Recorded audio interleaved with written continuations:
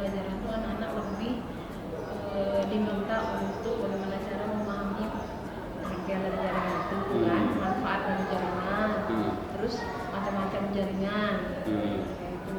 Kemudian anak itu bisa langsung mengaplikasikan pemahaman yang didapat itu lewat gadget yang kita praktekkan itu kan, biar bisa dengan mudah seperti mencari informasi terkait materi, ya kan?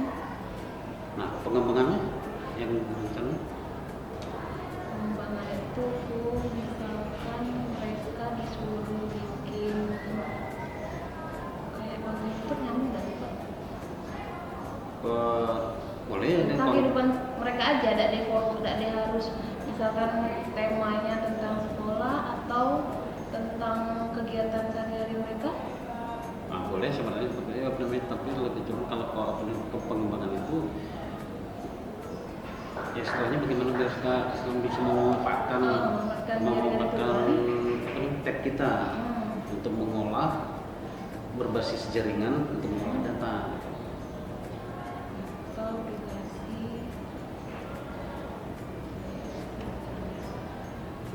Bagaimana untuk membuat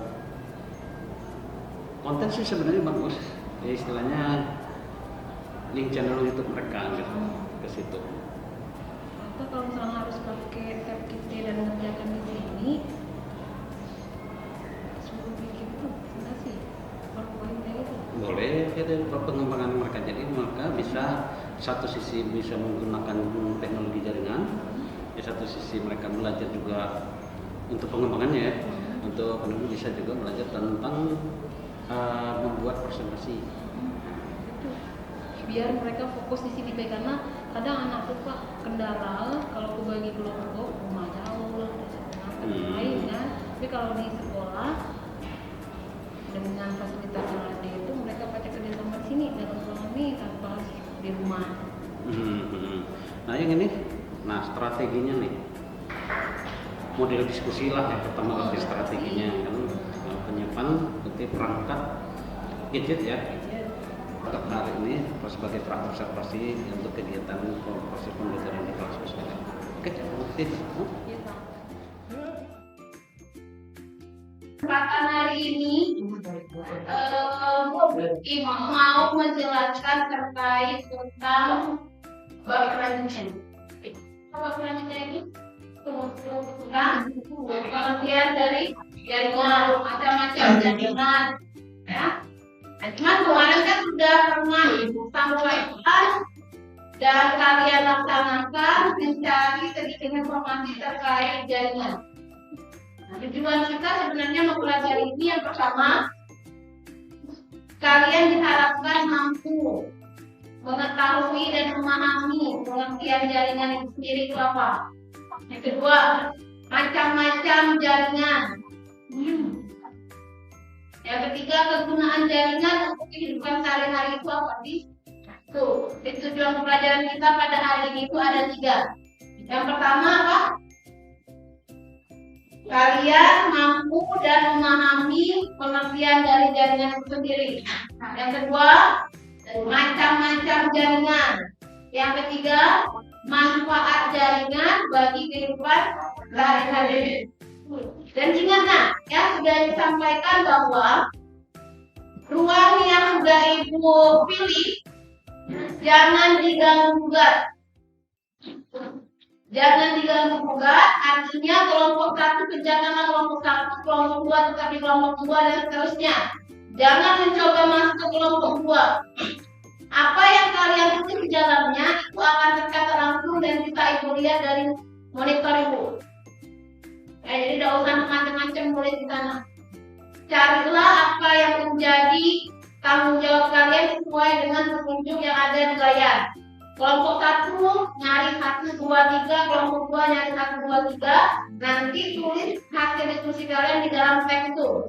Nah, untuk ketua kelompok ini kemarin serahkan ke Agapi. Kelompok ini Adel. Kelompok Aurel Tino. Tapi kalau Tino-nya tidak bisa, maka siapa kemarin disuruh? Aurel. Aurel yang akan mencatat kan? Kemudian kelompok itu siapa? Tadi kelompok Naris. Farid, Bayu Okta. Bayu Okta. Kalau Bayu Okta tidak bisa, andai tangannya sakit, Farid kan kemarin. Atau Devi, pokoknya hasil diskusi yang kalian dapatkan itu kalian mana? Sudah bisa menggunakannya? Saya jangan ketik keturunan, ketik BNT bayi. Sekarang silakan dicari, didiskusikan. Ingat nanti setiap poin itu harus ada gambar. Pertama, pengertian jaringan. Maka kalian cari di Google itu gambar jaringan. Kalian download, kemudian kalian masukkan ke dalam layar aplikasi kalian. Bisa cara downloadnya? Salah ya, yang seperti kalian lakukan ketika download gambar-gambar itu. Tinggal klik gambarnya, kemudian ada titik 3, ada di sana save image atau download, ada di sana. Coba silakan dipraktekkan. Cari dulu gambarnya, nak. Yang pertama yang kalian lakukan adalah cari dulu gambarnya. Yang lain, yang bergerak yang membongkar dengan bergerak. Sisanya cari di buku. Ya, dan sisanya cari di buku. Yang udah pegang tab, tapi benar kali.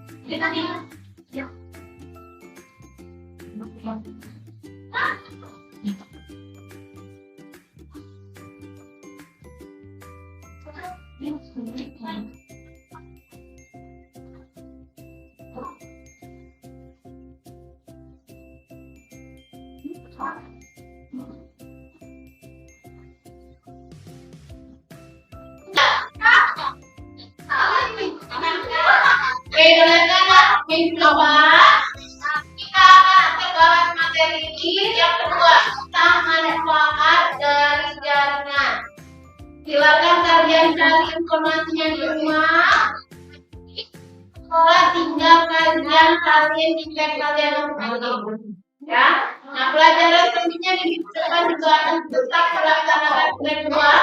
Jadi sebelum ibu datang, diharapkan kalian sudah ada di ruangan ini dan di bawah paketnya diambil di meja ibu atau meja paransel.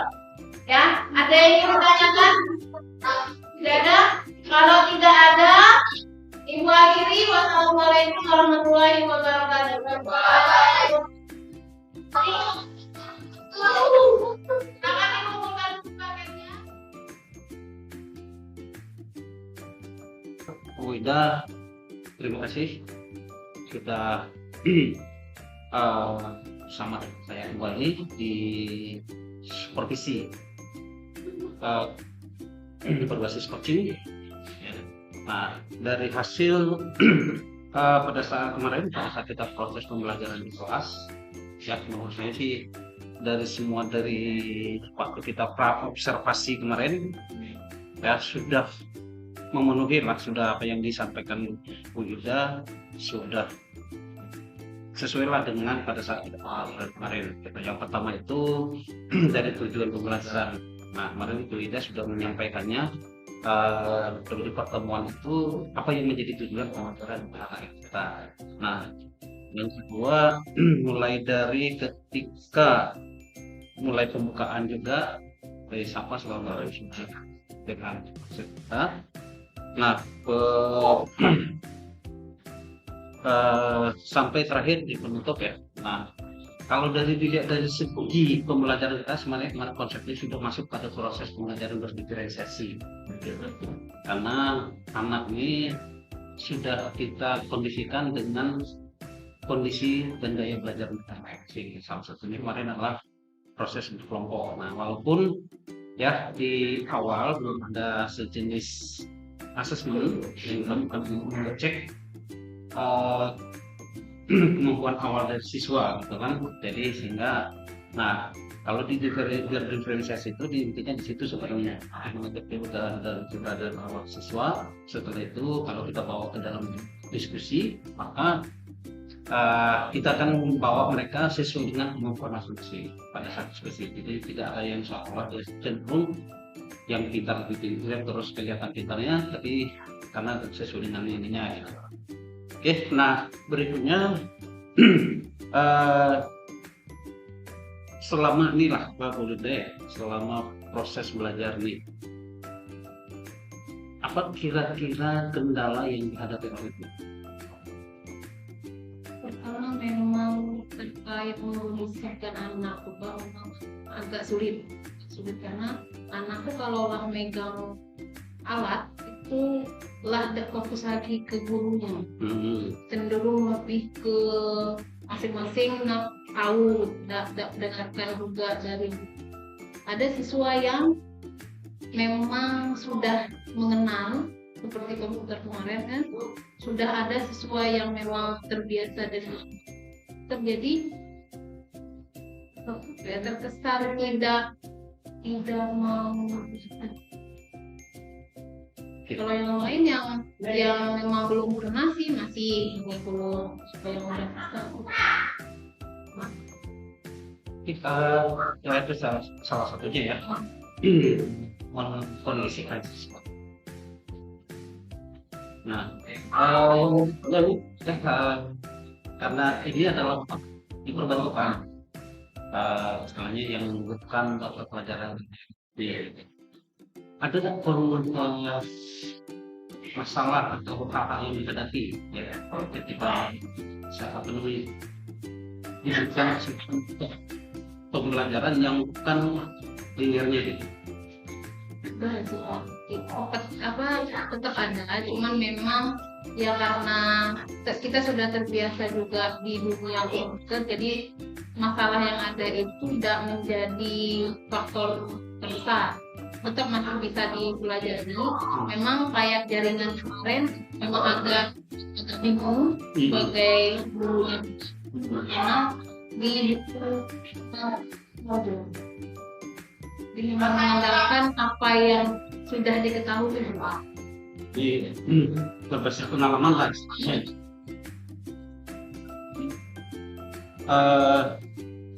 Tadi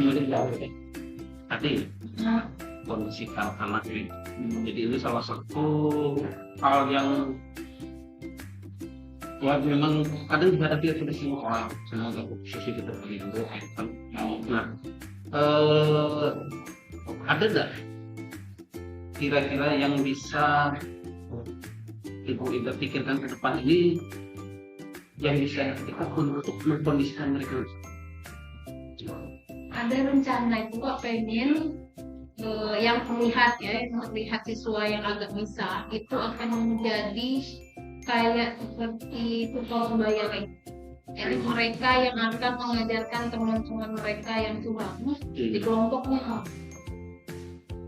Jadi guru itu hanya sekedar memandu sedikit, tapi sebelum ke inti pembelajaran itu sudah diberikan rekayasa pembelajaran ke ketua kelompok, ke anak-anak yang akan menjadi tutor sebaya itu.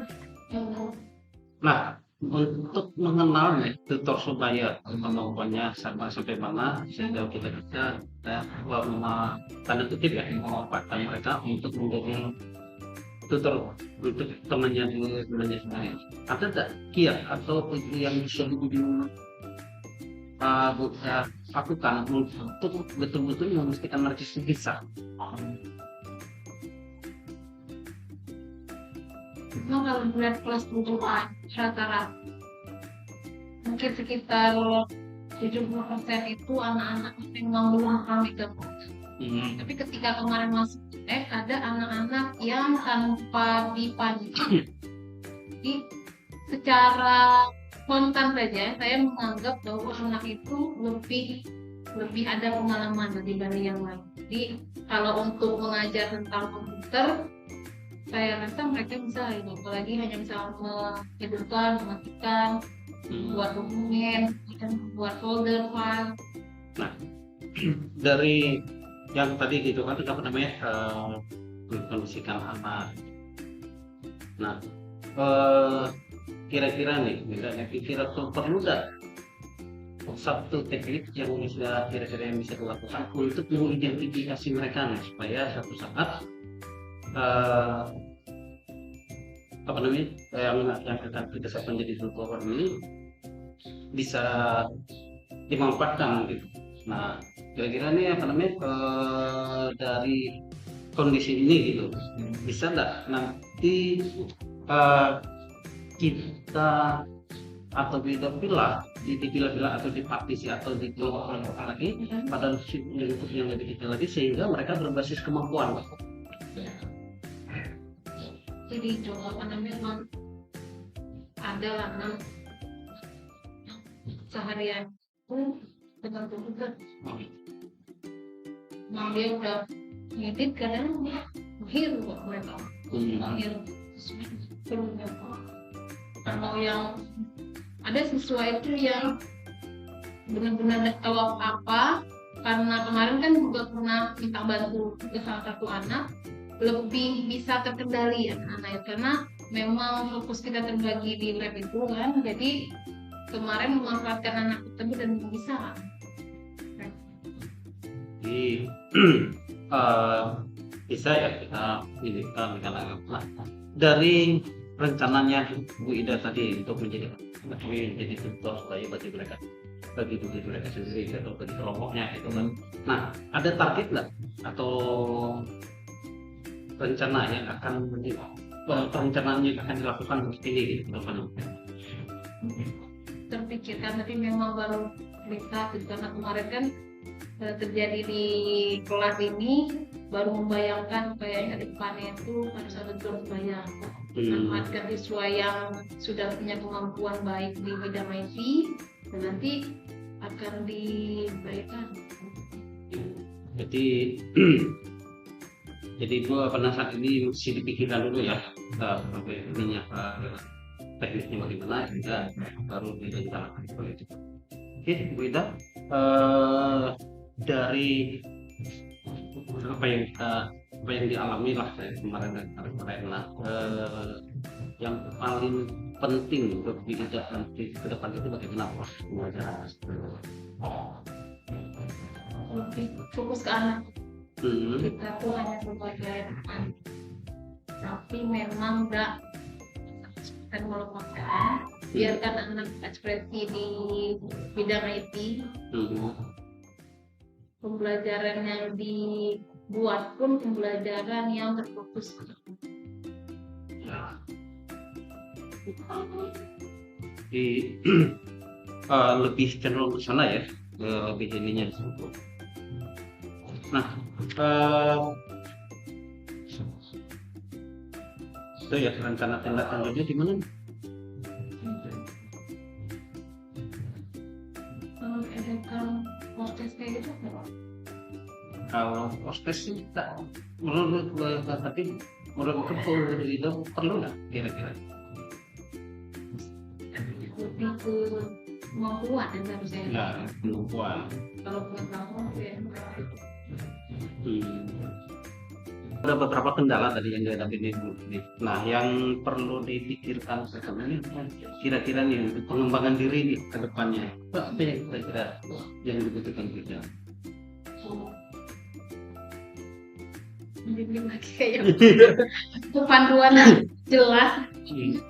Lihat di yang kita punya bingung sendiri Pak. Nak belajar tuh bingung sendiri. Kalau yang punya anak jago itu panduan bahasa kita sendiri. Gitu. Nah, untuk yang sejenis pelatihan ini gimana? Ada kira-kira? Boleh sih Gitu. punya login, jadi tidak tahu kalau ada pelatihan. Tapi kalau memang ada nanti pengen bilang itu lepas jadi guru jika tidak nanti ya jadikan pengalaman gitu. Oke, berpikirnya mudah saja dulu untuk hari ini ya. Terima kasih sekali kita sudah mau bersama dia juga di sini. Isi sakti tadi ya untuk kegiatan CDP dan untuk proses pengumuman. Terima kasih. Ya, sama-sama.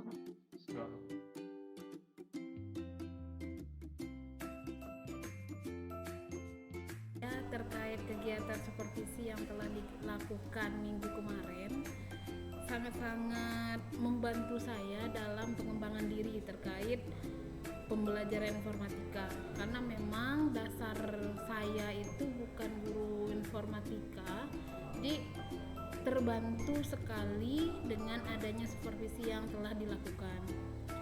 Kenapa? Yang pertama, dari segi pembelajaran memang agak sedikit berbeda dengan pembelajaran linier yang sesuai dengan jurusan saya.